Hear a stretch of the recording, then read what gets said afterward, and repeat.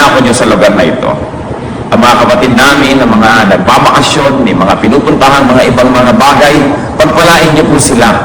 Samahan niyo, Panginoon, at nawa maging daluyan ang pagpapala niyo patungo sa kanilang mga pamilya, mga mahal sa buhay, at mga makakasalamuha. Samantala kami naman, hinihiling namin, Panginoon, na pagpalain niyo sa pamamagitan ng iyong salita.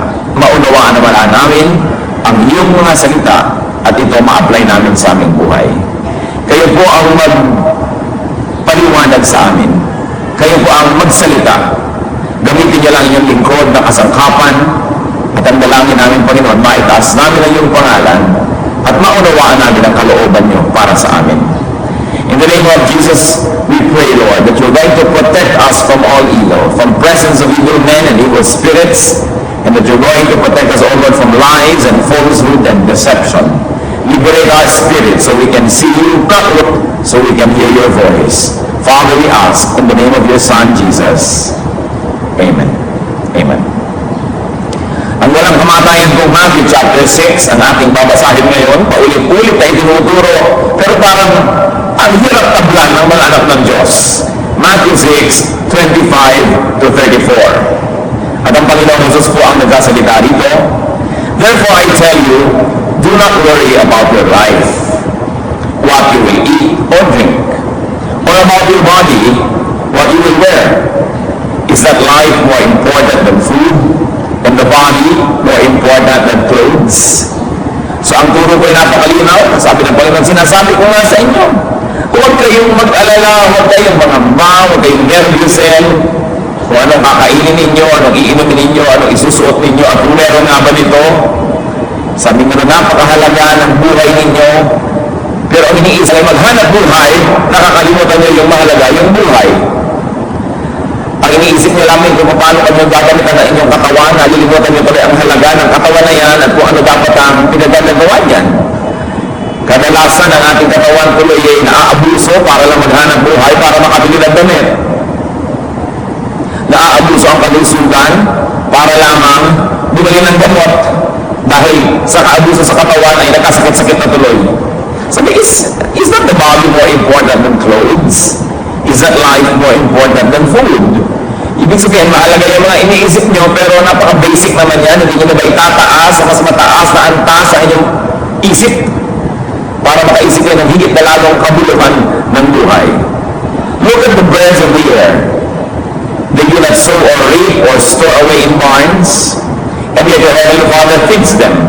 Are you not much more valuable than they?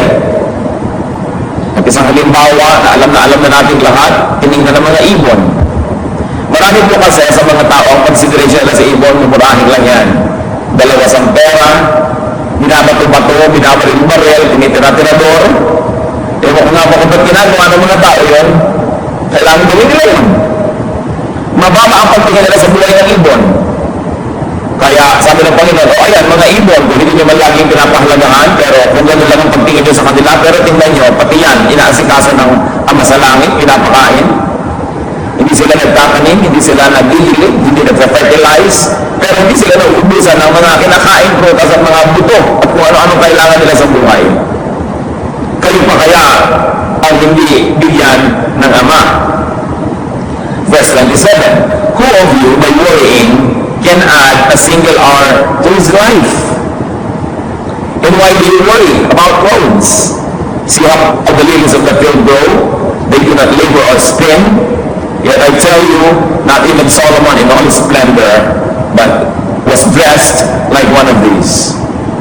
If that is how God clothes the grass of the field, which is here today and tomorrow is thrown into the fire, will he not much more clothe you, O you of little faith? At yung mga damo nga naman, na isang araw lang may bulaklak at ang tinutukoy po dito ng Panginoon ng mga damo, yung mga namumulaklak na isang araw lang yung bulaklak nila. Kinabukasan na yan ay pinuputol na ng mga tao, inilalagay nila sa mga oven na panggawa ng mga bricks. So sinusunog lang to, pero kahit sandali lang ang pananatili ng mga bulaklak na yan, pinapaganda pa ng Diyos, nilalagyan ng mga kulay, mga hugis. At kung yung ba naman sasandali, tapos susunogin lang yung pinapaganda pa, kayo pa kaya ang hindi paganday ng Diyos? Nanilikan sa kanyang wangis. Kayo ba kaya ang hindi niya asikasuhin? Sabi ko, nagpampihira naman kayo, napakaliit ang pananalig nyo. Nakita niyo yung mga tinatapak-tapakan nilang damo, pinapaganda pa ng Diyos. Yung binabato-bato yung ibon, pinapakain. Kayo pa kaya? Verse 31. So do not worry, saying, what shall we eat, or what shall we drink, or what shall we wear? For the pagans run after all these things, and your heavenly Father knows that you need them. Sabi niya, hindi bagay sa inyong mag-alala.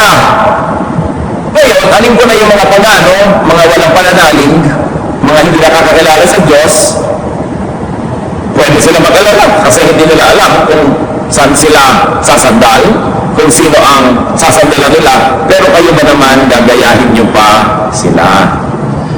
Alam na alam ng Ama sa Langit ang lahat ng inyong mga pangangailangan. At dahil mahilig din lang kayo mag-alala, ba't hindi ito ang inyong isipin? Verse 33, seek first His kingdom and His righteousness, and all these things will be given to you as well. Therefore, do not worry about tomorrow, for tomorrow will worry about itself. Each day has enough trouble of its own.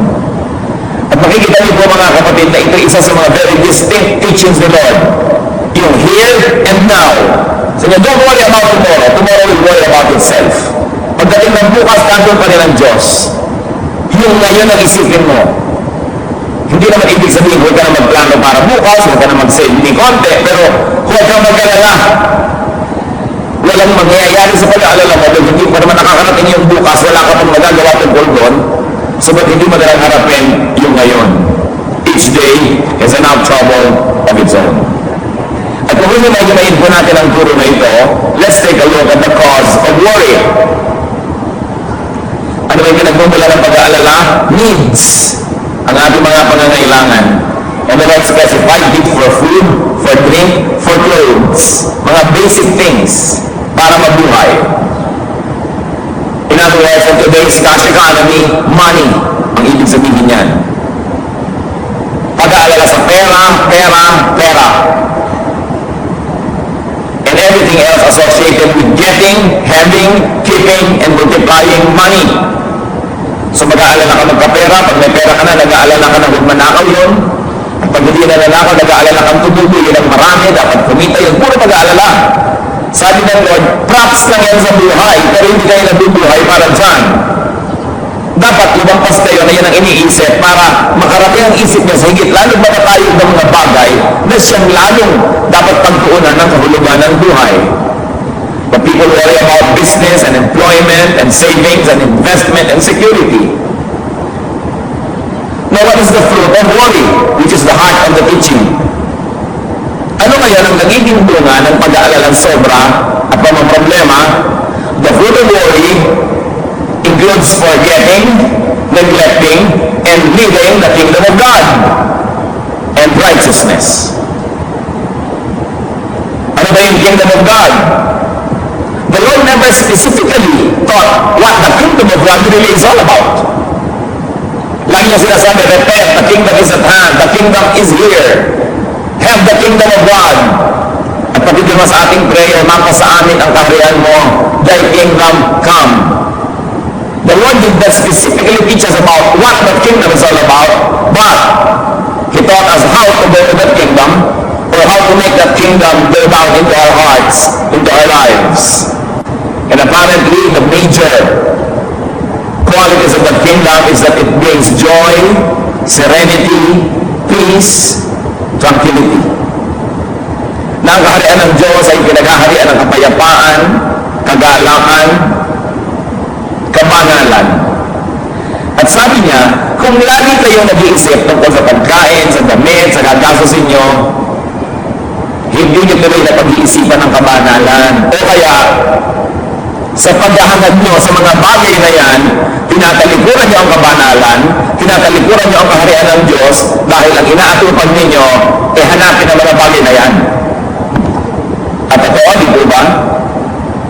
Pero sa nag-alala ka na, aalis ka na sa kingdom of God, lalabas ka na sa bakuran ng kapayapaan, pagtitiwala, aalis ka na sa bakuran ng kagalakan, at At magpupunta ka na doon sa kabilang bakuran ng problema, mapamumunsumi, init ng ulo, away-away. Kaya nga, you live the kingdom of God. Sabi nila, why don't you think of the kingdom of God instead? When people focus on their needs and worry about their needs, they tend to live the kingdom of God and enter the kingdom of darkness. They tend to drop righteousness and resort to unrighteous, even sinful ways. Kaya sa paghahanap ng pera, ibinibenta ang kaluluwa. Sa paghahanap ng kayamanan, kinokompromise ang patotoo at ang katuwiran. Sa hiling sa mga bagay na ginugusto ng katawan, ang nasasakripisyo, ang espiritu at ang relasyon sa Diyos. Kaya sinasabi ko, hindi nyo ba nakikita na pandaraya ang mga bagay na yan? Nadadaya kayo pag sobra kayo nag-iisip sa mga yan, kasi sa pag-aalala ninyo, magsa-shortcut na kayo ngayon, magko-compromise na. You will make a pact with the devil and you will sell your soul to the devil just to get money. You live the kingdom of God. So yan ang muna yung isipin. Now, how can we reverse that? What is the opposite of worry? Ano nga ba ang kabaligtaran ng pag-aalala? Trust. Trust in God. Yan ang kabaligtaran. Pag mapag-alala kayo, mga kapatid, kahit ang laki ng Bible nyo, kahit nagasalin kayo, kahit meron kayong ministry, isa lang kahulugan pag mapag-alala kayo, kulang tayo ng pagtitiwala sa Diyos. Yun lang yun. Wala nang iba. Ano kasi ang gusto pagtiwalaan ng mga tao? Ang kanilang mga kabuhayan. Sasabihin nila, hindi na ako mag-aalala kung meron na akong ganito karaming savings. Hindi na ako mag-aalala kung may bahay na ako na hindi na ako nangungupahan. Hindi na ako mag-aalala kung meron na akong nabiling ataol at saka libingan. Hindi na ako mag-aalala kung napagtapos ko na lahat ng aking mga anak. Hindi na ako mag-aalala kung meron na akong fully paid na insurance. Hindi na ako mag-aalala kung nakahanda na ako para sa aking retirement. Hindi na ako mag-aalala kung meron na akong pambili ng lahat ng gusto kong gamot o pagkain sa buhay. Hindi na ako mag-aalala kung fully paid na ang kotse na hinuhulugan. Hindi na ako mag-aalala kung ano, kung nasa inyo na ang buong mundo, mangyayari pa ba yun? Kahit naman nakatapos mo na yung mga anak mo ngayon, mag-aasawa, wala na namang hanap buhay, magkakaroon ng anak, ikaw na naman ang mag-aalala ng pag-aaral yan. Hindi matatapos ang pag-aalala kung ang yung gusto nyong requirement, secure ang lahat. At kahit na may bahay ka, nasusunog pa yan, natatabunan pa yan ng lahar. Kahit may savings ka, minsan nagsasara yung bangko. Kahit meron kang educational plan, nawa 1, 2, 3 ka ko minsan ng mga insurance. Yung OCE nga, biglang tumakbo na wala na lang bigla. Meron pa naman ako nung nabibili. Meron naman hindi tumatakbo, pero walang maibigay sa'yo pag mag-enroll ka. Paano malalaman na secure ka pag may insurance ka? Nakakatulong. And I believe in insurance. Kaya lang, pag doon ka lang umasa, matipigo ka rin siguro, hindi ka sure. Kahit ang dami-dami mong savings, pagka nakita ng mga kapitbahay mong may savings ka, kikidnapin ka bigla at kukuhanin yung pera mo ransom. Kaya mas secure nga yung walang savings, sino mag-i-interest sa'yo? Nakidnapin ka. Sabi ni Lord, security is not in the abundance of money. In fact, yung mas maraming pera, mas mapangalig ang buhay nila.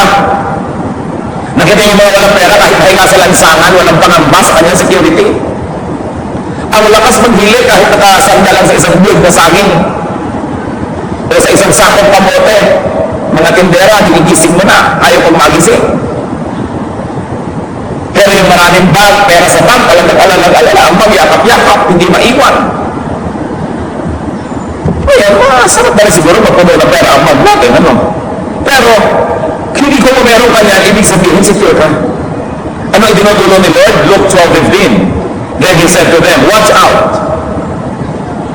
Be on your guard against all kinds of greed. A man's life does not consist in the abundance of his possessions. Nagkakaroon ng financial reversal ang mga tao. Hindi ko po ang yaman-yaman mo. It means that you will always be rich. At hindi ka naman ikay manalita ngayon, ibig sabihin na hindi ka nakasendo sa buhay. Mahiwaga talaga ang buhay ng tao. Why should people trust in God?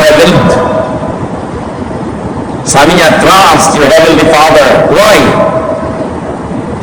People can and people should trust in God because one, God is our Heavenly Father. Sabi niya, your Heavenly Father. Yan ang tawag ng Panginoon at sinasabi niya, itawag natin sa Diyos. Unang-una, yung sentence lang na yan, God is our Heavenly Father. Dapat secure ka na kasi unang-una, God siya. Hindi lang siya man, hindi lang siya angel, siya God. And God is our atin. Hindi Heavenly Father ng iba, atin. And He is a Heavenly Father, not is an earthly Father. Napakarami po mga bayaning ama, pero may mga ama din na inaabandona ang anak, inaabandona ang asawa, inaabandona ang kanyang mga pangangailangan, ang kanyang mga duties. Pero this is our Heavenly Father. Tapat, hindi magkukulang, makapangyarihan, and above all, He is our Father. Siyempre, sa Israel, laging ginagamit yung word the Father.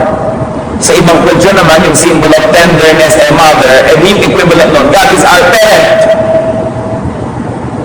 The finest qualities of a father and a mother are both in God. So how can you not be secure? And this is one Jesus logic. It is unique. Because Jesus logic calls God Father.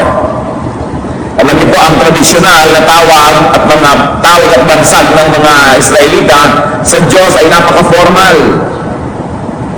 Traditional Jewish addresses to God were formal.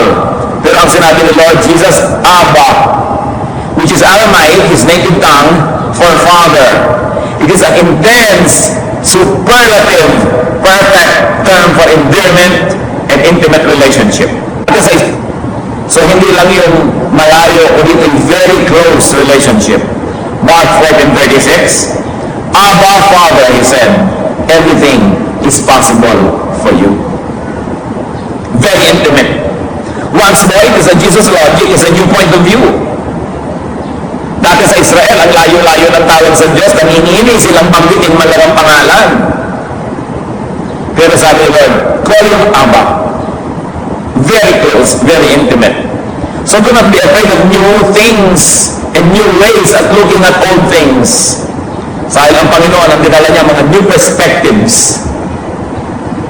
Pati Christianity ngayon, 2,000 years old na, kailangan natin ng mga new perspectives, mga bagong pananaw sa mga dating nandyan ang mga bagay.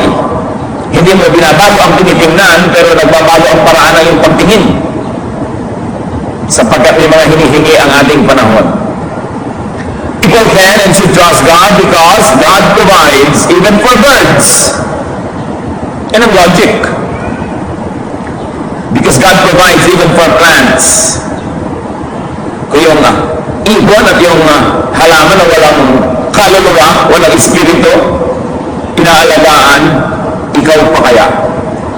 Sa katunayan, hindi siguro kalabisang isipin, mga kapatid, na inaalagaan nga ang mga ibon, ang mga hayop, ang mga halaman, alang-alang sa tao, para sa tao, para ma-enjoy niya yung garden of God, yung beauty, yung supply, yung abundance.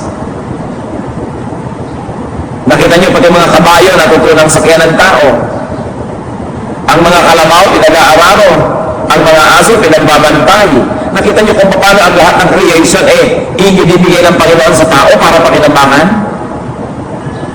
Mga unggoy, pinanghihimuto. Maraming serbisyo ang mga hayop. No? Ang dami-dami nilang serbisyo. Nakita niyo pati mga aso dyan sa North Pole na paghihila nila ng mga gamit. Ang mga elepante na pagbubuhat ng troso.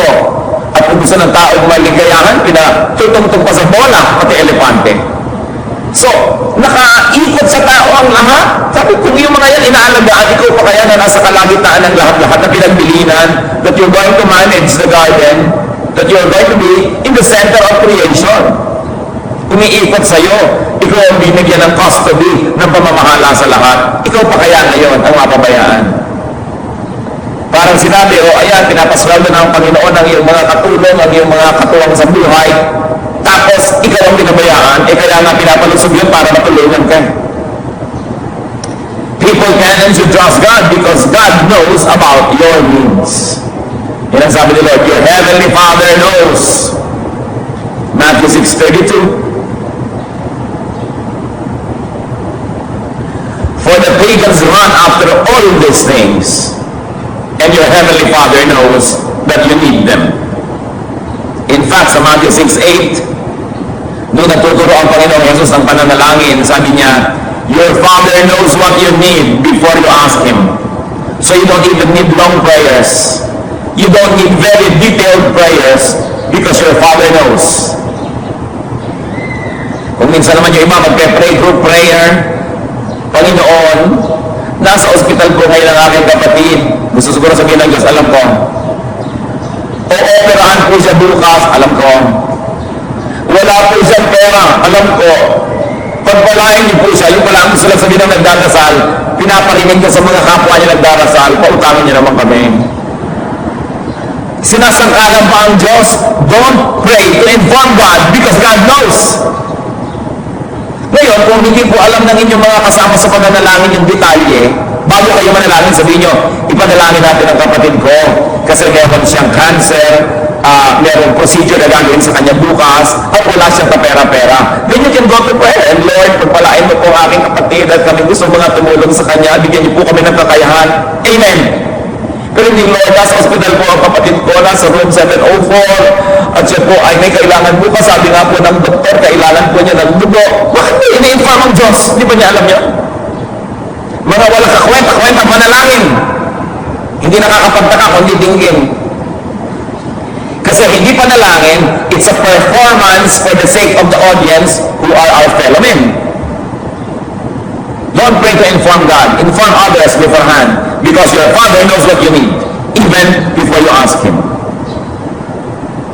At sabi niya, only pagans and unbelievers do these things. And indeed, only pagans and unbelievers may worry. Because they do not know God, and they do not know God as their loving Father. Sinabi kong they do not know, hindi ko sinabing they do not have God. Because people have God. Kahit sila pagans, kaya lang hindi nila kilala. Kaya hindi kataka-taka na mag-alala sila. Pero sa mga nakakakilala sa Diyos, hindi bagay mag-alala. Dapat na mag-alala yung mga pagans because in fact, what pagan religions really teach is fear of their gods. Pero kakaiba ng ating Diyos, siya ang nagbigay sa atin ng kanyang bugtong na anak para sa ating katutusan. Samantala sa pagan religions, ikaw ang bigay po sa Diyos, nagsusulog pa ng mga bata, nagsasakit pa sa katawan, pinapadugo ang sarili para mag-alay sa kanilang Diyos. Ang ating Diyos, ang dumugo para sa atin. Baligtad! Tapos mag-aalala ka pa? Well, bakit hindi tayo dapat mag-alala mga kapatid? Yun nga mga pagano, yun nga mga hindi maka-Diyos, pinagpapala din eh. Sabi sa Matthew 5:45 ng Panginoon, referring to God, He causes His sun to rise on the evil and the good, and sends rain on the righteous and the unrighteous. In other words, God cares so much that He cares even for evil and ungodly people. Saan nagpakaya niya? Napakadino na ng logic na yan. Baka naman yung iba sa inyo, ay, pwede na pala ako maging evil, papaarawan din pala. Papaulanan din at papaambunan. Kung yun ang evil, pinapaulanan, kung yung negosyo nga naman yung mga Diyos, pinagpapala pa rin. Kung yung mga sakit ng mga hindi nananalig sa Diyos, pinapagaling pa rin. Kahit na kung saan-saan kahoy at chok at mga kalendaryo nagdadasal, pinapagaling pa rin ang tunay na Diyos. Dahil mahal niya ang tao. Yung pa kaya magdadasal sa Kanya, in spirit and in truth, yung pa kaya anak niya ang mapabayaan. Kaya sabihin niya sa katabi niya, talagang di bagay sa iyong mag-alala. Out of place na mag-alala. Ang godly na aalagaan, ikaw pa. What is the focus of the Lord's teaching here? The kingdom of God. Yan ang focus niya. And what might that be? Isang pagtatangka ng definition sa kingdom of God. It is the rule of God in the world. Therefore, it's collective and corporate. At yan ang hinihintay nating mangyari. Pero apparently, hindi pa nangyayari yan dahil marami pang parts ng world, kingdom pa ni Satan, lalo-lalo yung mga puso na hindi maka-Diyos. So the rule of God in a group of people's heart, like in a church, meaning a congregational meaning of the kingdom of God. And up to a point, the church must be heaven's advance party. heaven's embassy because Christians are ambassadors of God. So dapat meron ka nang na-enjoy sa church ng mga qualities noong heaven that is yet to come in full. But it has already come in part. Kaya sabi ni Jesus, the kingdom has come. So nalilito ka, has the kingdom come or it will still come? Nandito na ba o antayin ko pa? Both, I think, are right. Nung si Jesus ay dumating at namatay at nabuhay na muli, dumating na yung kingdom na yan, yung promise, yung possibility. And yet it still has to find complete fulfillment as people obey God more and more. At pag dumating na yung buong ipinangako, hinihintay ng lahat. The rule of God, very especially possible now, is the rule of God in an individual's heart. Meaning personal. So may pang buong planeta, buong sangkatauhan na kingdom of God na hinihintay pa natin. Meron naman na congregational na maaaring mangyari na sa mga grupo ng mga mananampalataya at very especially pwede na mangyari yung personal na karanasan ng kingdom of God na si Jesus ay nagahari sa iyong puso, ang Diyos ay nananahan sa iyong puso, ang katawan may templo ng Espiritong Banal, well, the kingdom of God has come to you. Although at varying degrees depending on our commitment to the Christ and our obedience to Him. Kaya may mga taong mas panatag kaysa sa iba. Hindi ibig sabihin, mas mapera. May mga taong mas payapa, mas banal kaysa iba kasi may personal involvement tayo para maganap ang kingdom of God. Ngayon, kung inaantay yung kingdom of God ay yung mga bababang kasama ng mga ulap, yung mga trompetang anghel, eh matagal lang inaantay ng mga tao yun. Kung yan lang lagi ang aantay ninyo, and you will put everything on hold for that, you will not enjoy the kingdom of God that is already available na sinasabi ni Lord, it has come. And that is a personal experience of the kingdom of God in your own heart. And this kingdom is characterized by blessings, by peace and holiness. Remember, whenever you worry, you get out of that kingdom. Kaya sabi ni Lord, wag. But the message here is not just, do not worry. Kasi kung responsable ka naman tao, dapat ka naman talaga mag-isip, magplano, mag-ipon ng kaunti, magtanim para meron kang anihin bukas dahil kailangan naman yun. So, hindi sinasabing huwag ka mag-isip, huwag ka magplano, huwag ka maganda. Hindi yun. Ang sinasabi, huwag ka mag-alala. Huwag ka problema. Halimbawa, nagtanim ka na, huwag mong problemahin kung paano tutubo yun. Problema yun ng Diyos. Ang problema mo, itanim yun sa magandang lupa, diligan, lagyan ng bakod, i-protect. Pero yung pagpapatubo mismo, kahit anong gawin mo, hindi mo mapapatubo yan. Magbibigyan mo lang yan ng magandang lupa, magandang kapaligiran, sunlight, aalisin mo yung mga insekto, pero hindi mo yung mapapatubo. Yung saganan sa Diyos, ibigay mo sa Kanya, hayaan mo siyang gumawa nun. Don't worry. So just keep doing what is good, just keep planting good seeds, and let God do His work. Meanwhile, you think about His kingdom. Pag sinabi ni Lord, do not worry, ang isang kahulugan, do not worry about food, drink, clothes, money, etc. to the point of sacrificing the kingdom of God.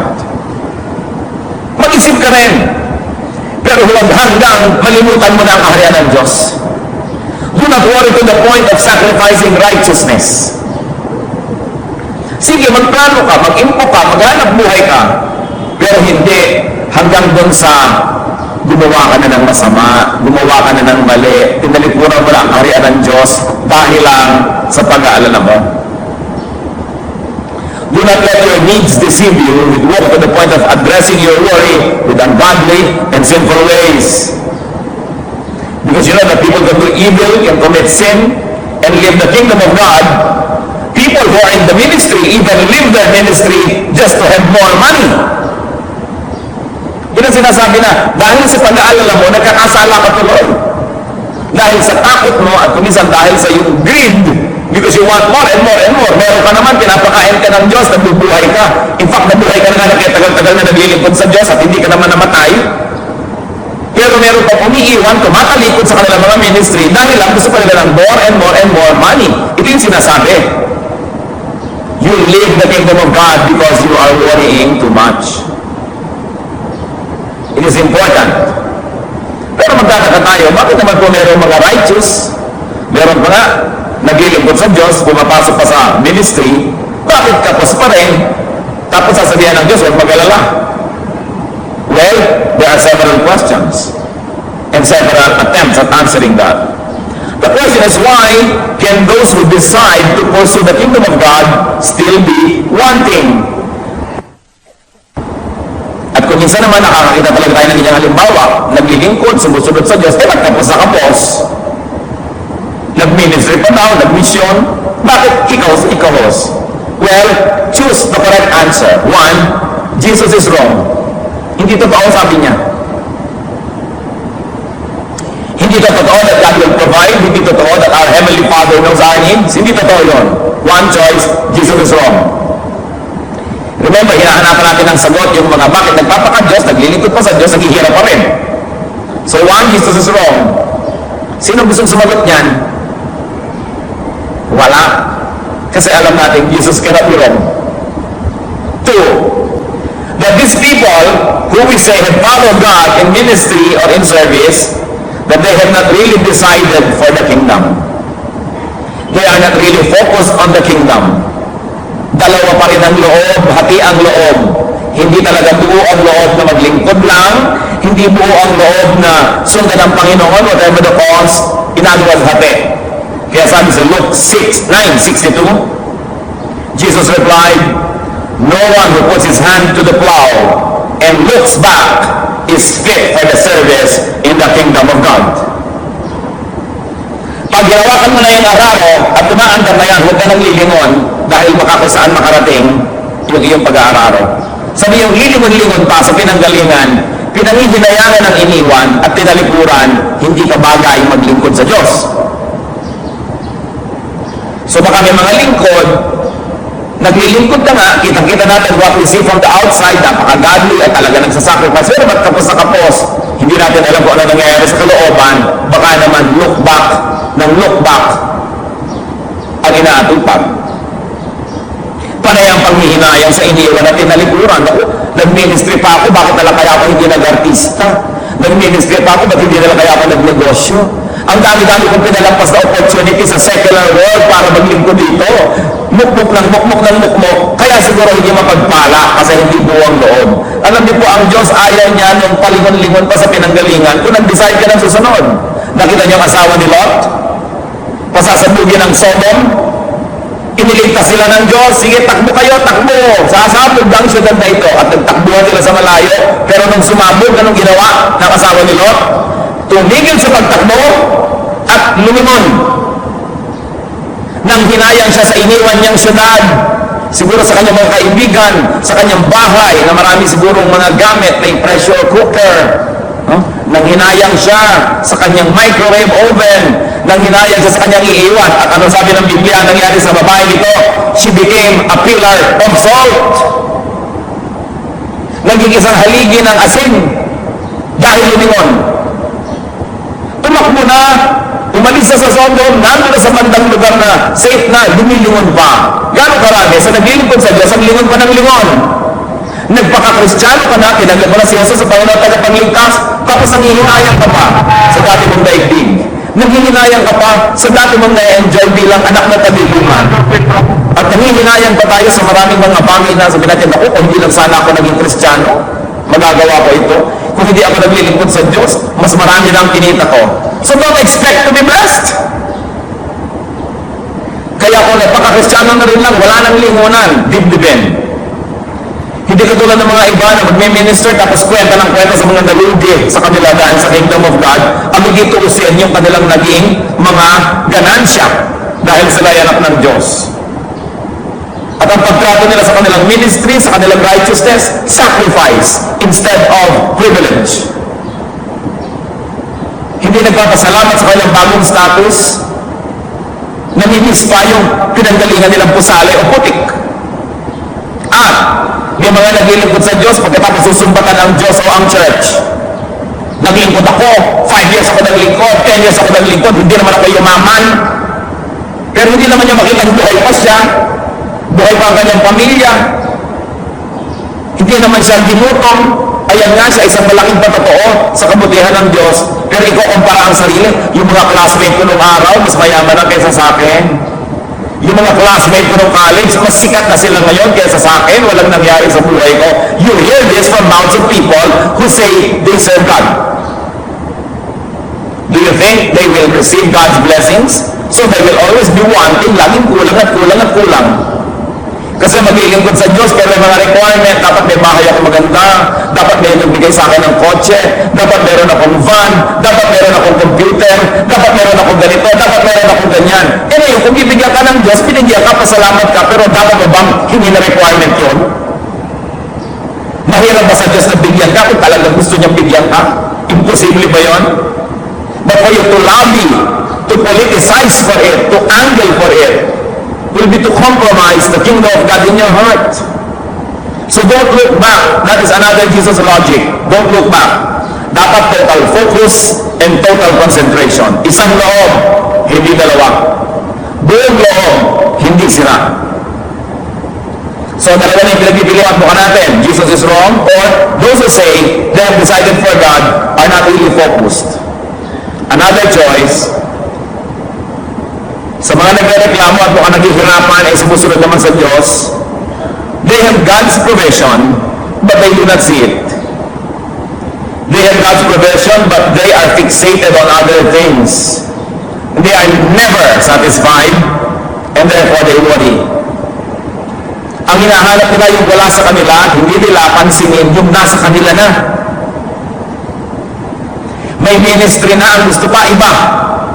So, iiwan nila yung ministry nila, tapos wala kayong makabalik.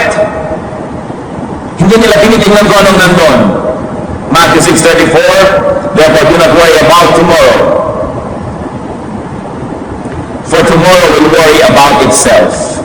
Each day has enough trouble of its own. And many people, because they worry, tomorrow baka bukas hindi pa kasikat, baka bukas wala pa akong ganito. So what do? They neglect the kingdom of God in their hearts. And all the more that they lose blessings.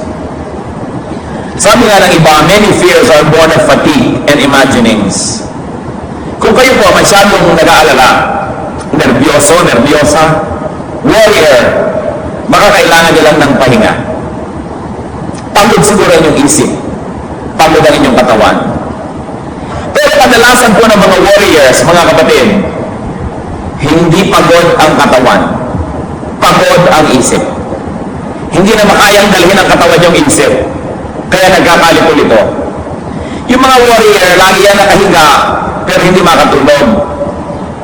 Marami siguro mga warrior sa atin, mag-exercise lang kayo, maglakad kayo, tumakbo kayo, umigib kayo ng tubig, umakyat kayo ng puno ng nyog, magdudkod kayo ng nyog, gumawa kayong bukayo, tumahi kayo ng dapat, maglinis kayo ng banyo, do something, mawawala kayo ng panahon mag-worry. Because warriors usually have a lot of extra time. Kaya sila worry ng worry. Kung hindi kayo makatulog, nakahiga kayo, bumangon kayo, magmulis kayo sa buong barangay 58, bago nyo matapos yung tangod na kayo, makakatulog na kayo nun. Yung mga mahiling mag-alalay, lagi nagmimintana, lagi nagmumuyapol, lagi may panahon mag-isip. Be physically active. Napakalaking blessing po ang mapagod. Sapagkat ang pagod na tao ay natutulog at ang natutulog na tao hindi na nag-aalala pa. Kung kayo po warrior, hinahamon ko kayo, kadalasan you have very little physical movement or exercise. Magpalis lang kayo, nawawala yung mga toxins ng katawan nyo, nawawala yung inyong hilig, magdramang bukid. Pero yung lagi na lamang binabalot ng pranela ang katawan, laging giniginaw, nakaupo at umumaya-uya ko, yan ang nag-aalala rin. Pagkalin nyo yung mga balabalakal na yan, mag-exercise kayo, at ang sumigla-sigla ang katawan ninyo at hindi kayo madaya ng demonyo. Kaya kailangan active ang tao. Sabi, 6 days you shall labor, and on the 7th you will rest. Because even work is therapeutic.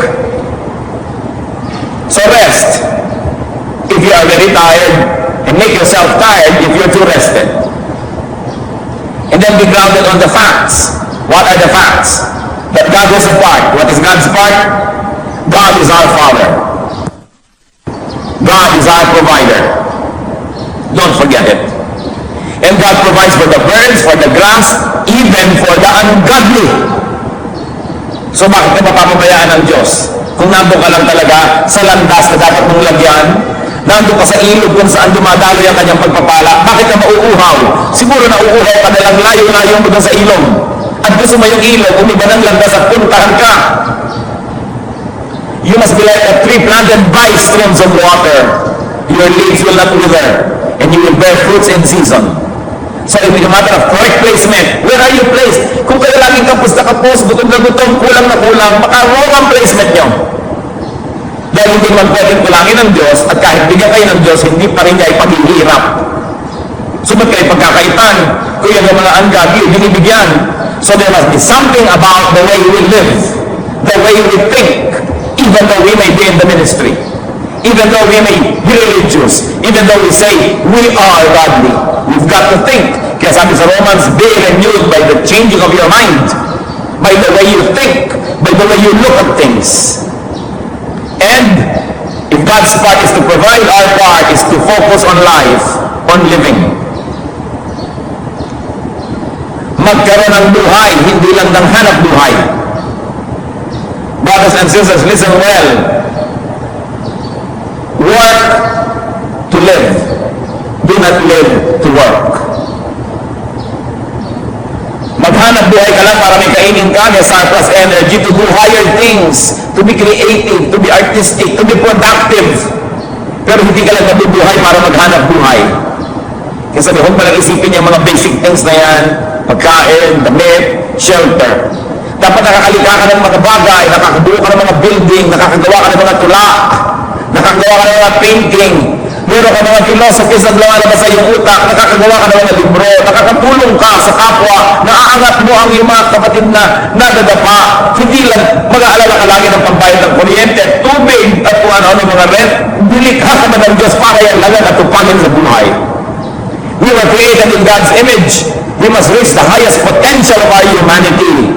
But you will never be able to get even near that if you will always be fixated on the basics. You've got to graduate from that. At alam natin, the Lord will provide. The Lord is God. The Lord is our Father. The Lord is in heaven. So if it's not happening, it's not that something is wrong with God. It's probable that something's wrong with the way we live. Something's wrong with the way we think. That's why we have to change the way we think. Sino sa inyo ang nanonood ng mga National Geographic o yung mga ganyan mga palabas sa Discovery Channel? Pati nga na kamay ninyo. Iiwag-iwag nyo nang makita natin lahat. Ayan, marami. Nakikita nyo ang pinakamatayog na hangarin ng mga sawa? Ano? Lulukin ka. Ang pinakamatayog na hangarin ng leyon, kainin ka. Ang pinakamatayog na hangarin ng mga buhaya, kagating ka, kainin. Ganun din yung pating. Ngayon, yung mga ibang hayop naman, ang pinakamatayog nilang hangarin, huwag makain, makatakbo, makapipad, makatakas. Yung buong buhay, iniisip mo lang yung makakain ka at huwag kang makain ng iba, panghayop lang yun. Hindi yung pang tao. So hindi buong buhay, iisipin lang ano kakainin mo, huwag kang makain ng iba, huwag kang maisahan. Dapat nakakalampas tayo doon to a creative, beautiful, productive humanity. And it happens when we remember who God is, and when we trust in Him, and when we live according to His teachings. Nalulungkot po ako pagka nakakakita ko ng mga tao na ang tanda-tanda, namatay. Tapos alam mo na sa kanyang buong buhay, hindi man lang nakalasap ng ginhawa. Hindi man lang nakalasap na tumingin sa mga magagandang tanawin. O maglakbay. O magbasa ng magandang libro. O manood ng isang magandang palabas. O makapagsuot kaya ng napakagandang damit, kumain ng kasarap na pagkain. Parang nadaya ang tao ito pag hindi nangyari yan sa kanyang buhay. Ipinanganak sa hirap, lumaki sa hirap, namatay sa hirap. Yan kaya ang kalooban ng Diyos sa atin? I don't think so. Kaya tayo pag may ginhawa, tayong may kaunting kayamanan, may kaunting kapangyarihan at lakas, dapat ginagamit din natin sa pagtulong sa iba para makaahon sila. Kung meron kang kayang pag-aralin mo. Kung meron kang kayang pahiramin ng puhunan o bigyan ng puhunan, bigyan mo para magka-chance. Because that's what many people just need, a chance, an opportunity. And this is what God gives. Pero ang daming tao, yung mentality nila, hindi nakabagay doon. Kahit sila religyoso. Kaya mahalaga suriin, ano ba talaga ang kaharian ng Diyos? Anong ibig sabihin ng kingdom of God? Yung magtiis ka ngayon at magantay ka na lang ng langit? O pwede bang magkalangit ngayon at may darating pa uling langit? Sabi ni Lord, the kingdom has come. So dapat may langit dito sa loob ng puso at may langit na tayo inaantay. Saan ka man mapunta? Langit. Kaya to live is Christ, to die is gain. Ang daming dapat pag-iisip na gawin ng mga Kristiyano, hindi lang magkakahaleluya at magtatalon. Dapat nating unawain kung ano talaga itinuturo ng Biblia, ano itinuturo ng Jesus. So mabuhay tayo, huwag lang maghanap buhay. Gawin natin goal, lampasan yun. Huwag mag-gusto lang leon o ahas o hayop, puro pagkain lang ang iniisip. And instead of, and more than focusing on material things, focus on the kingdom of God. Focus on righteousness, on holiness. Sabi, unahin ninyo ang kaharian ng Diyos. At lahat naman ang iniisip nyo yan, idadagdag din sa inyo. Pero huwag na yan ang unahin nyo. Do you worry about being godly or about being fed and dressed? Learn progressive contentment, meaning strive for improvement, but you have to enjoy and be contented with the present, with what is here now, with the supply now, and still strive so that you might have more. But whatever you have now, learn to enjoy it and don't complain. But keep doing more, keep doing good, but learn to enjoy what is here. Yan ang tatawag natin progressive contentment. Hindi lang basta contentment, kundi may progress yan. Later on, may iba ka ng magiging contentment kasi may iba ka ng mga nagiging possibilities. Pero huwag na huwag isa-sacrifice ang kingdom of God at righteousness para lang sa pera. 1 Timothy 6, 6-10. But godliness with contentment is great gain. For we brought nothing into the world, and we can take nothing out of it. But if we have food and clothing, we will be content with that. People who want to get rich fall into temptation and a trap and into many foolish and harmful desires that plunge men into ruin and destruction. Read aloud, church, verse 10. For the love of money is the root of all kinds of evil. Some people eager for money have wandered from the faith and pierced themselves with many griefs. Beautiful parting words from 1 Timothy 6, 6-10. Kung makadiyos ka, turuan mo ang sarili mo na maging kontento. Hindi kontentong walang ambisyon. Hindi kontentong walang tinanim, walang iniimpo. Kundi, ginagawa mo ang lahat. At kung sa paggawa mo ng lahat, ito yung meron ka, learn to be happy with it. And keep doing good. Because when God blesses you more, then you will have more. But do not always look forward to having more to the point of neglecting to see and appreciate what you have now. It is important to see the here and now. Sabi, marami sa pagnanasa paman, ipinagpalit ang kaluluwa, ipinagbili ang kaluluwa. At tinayagan nila na sakmalin ng maraming mga pagdurusa at sakit ang kanilang mga buhay dahil sa kagustuhan nila magkamal ng mas marami pang pera. Hindi money is the root of all evil, the love for money. Because money can be a good instrument in the hands of the godly people. Money can do wonders to expand the kingdom of God. Money can help many people. So it's money, it's not money that's evil. It's the love for money. Pag pinaglilingkuran mo na yung pera, kasi yung pera ang ginagamit mo maglingkod sa iyo, yun ang napapasama ka na. Kumusta po tayo? Tayo may mga mapag-alala?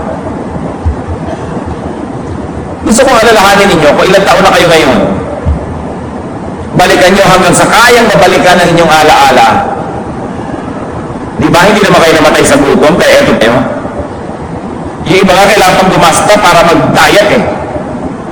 Kailangan pang magbayad ng mga gym at espesyalista at mga operasyon para tanggalin ang mga sobrang pagpapala sa kanilang katawan. So, tignan ninyo, napakabuti ng Diyos. Naranasan niyo naman na isang maghapon, wala kayong nainom na tubig. Naranasan niyo naman na 3 araw na wala kayong kinain sa hinaba-haba ng buhay niyo? Hindi pa. So, kung napagtiwalaan natin ang Diyos sa kanyang ginawa na noon pa, hindi pa sapat yung para pagtiwalaan natin sa gagawin pa niya. At sa kanyang mga pangako, na hindi niya ipaghihirap na bigyan tayo, na siya'y ating Ama sa langit. Pinagpapala nga niya pati ungodly. Magtiwala tayo sa Kanya. Huwag ninyong ilagay ang kaligayahan niyo sa exchange rate ng peso at dollar. Huwag niyo ilagay ang kaligayahan niyo sa balanse ng inyong bank book. Huwag niyo ilagay ang kaligayahan ninyo dun sa kung ano-ano mga bagay. Yung nag-ahari sa atin ng Diyos, mahal niya tayo, at tayo kanyang pinapangakuan ng maraming bagay, doon natin ilaga ang ating kasiyahan, ang ating katuwaan, at yung ating puso. Huwag mag-alala. Kahit tayo mag-alala, walang mangyayari. Imposible. Sa katunayan, kung mapag-alala kayo, lalong dumadami ang inyong sakit, lalong kailangan mo ngayon ng pera, kailangan mo ng gamot. Pero meron akong gusto ulitin, pag sobra kayong mapag-alala, magdagdag lang kayo ng activity. Malaki nang mawawala sa inyo na panahon para mag-alala. Be physically active whenever you can, when your health permits it. Maraming mga gulo sa isip dahil lang hindi kayo napapagpag. So pagpagin ang mga katawan na yan, lalong-lalo sa fruitful work. Aming Diyos, nagpapasalamat kami dahil pwede kami magtiwala sa inyo. Turuan niyo kami magtiwala at nang sa ganun huwag kaming mabiktima ng pag-aalala. At huwag kaming madaya ng pag-aalala na pati kaluluwa namin ay sakta namin para lang mahanap namin yung mga akala namin will make us secure, will secure us. Give us discernment so that we may not be deceived into doing unrighteous acts just to have more money.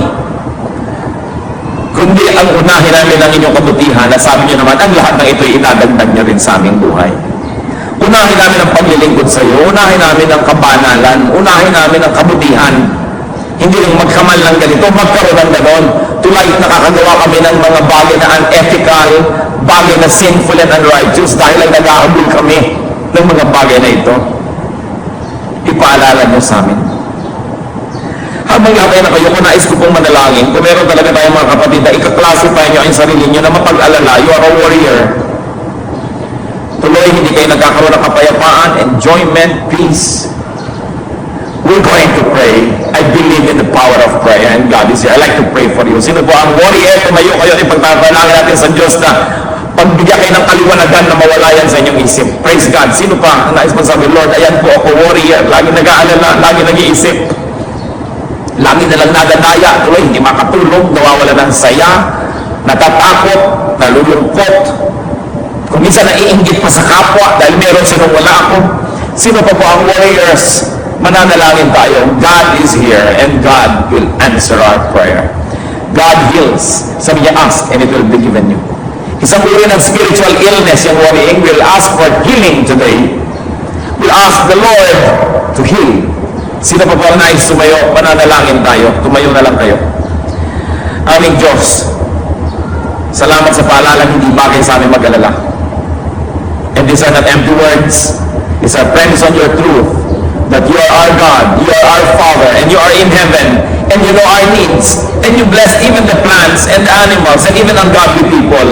Kami pa kayang mga anak mo nagtitiwala. So ituro mo sa amin, Panginoon, yung pagtitiwala. Yung pagtitiwala na kahit hindi namin nakikita kung ano yung solusyon, naniniwala kami kayo ang solusyon. Na kahit nakikita namin malaki ang problema, huwag namin malimutan, higit na mas malaki kayo sa problemang ito.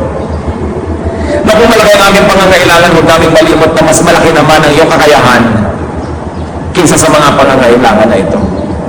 We rebuke the work of Satan and the work of deception in the lives of these brothers and sisters. In the name of Jesus, we rebuke you, spirit of deception, spirit of, dahil sa grasya ng Diyos sa inyo, I'd like you to stand because we're going to thank God.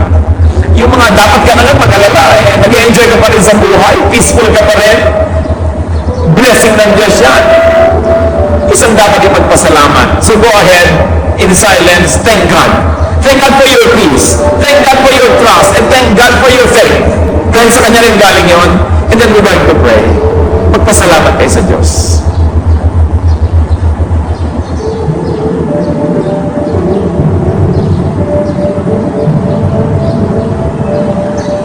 Panginoon, magalak po kayo sa pagtayo ng mga anak nyo. Kinikilala na kung sila may payapa, tahimik, hindi dahil wala silang problema. biyaya, ginagawa mong malinaw sa kanila na nandyan kayo. Na pwede kaming manalig, pwede kaming magtiwala, at pwede kaming sumaya kahit may problema. Pwede kaming bumiti kahit may mga bayarin. Pwede kaming manalig at magtiwala kahit hindi namin alam ang solusyon dahil alam namin kayo ang solusyon. Salamat sa pananalig na ibinibigay mo sa mga anak na ito. Salamat sa kaliwanagan at pagtitiwala. At salamat din, Panginoon, sa kanilang sariling kalooban na magtiwala sa inyo. We know, God, that it's a partnership between you and your children. So you allow them and give them faith, but we also have to allow ourselves to receive and have and exercise that faith. Lord, narito ang pagtayo ng iyong mga anak, patotoo sa grasya na ito. Nawa, yung mga tumayo kaninang nakaupo ngayon, tanggapin din nila mula sa iyo. Ngayon din, Panginoon, at sa lahat ng araw pang darating, yung pagpapalang ipinagpapasalamat niya ng mga nakatayo. At nasa ganun, maging isa talaga kami sa puso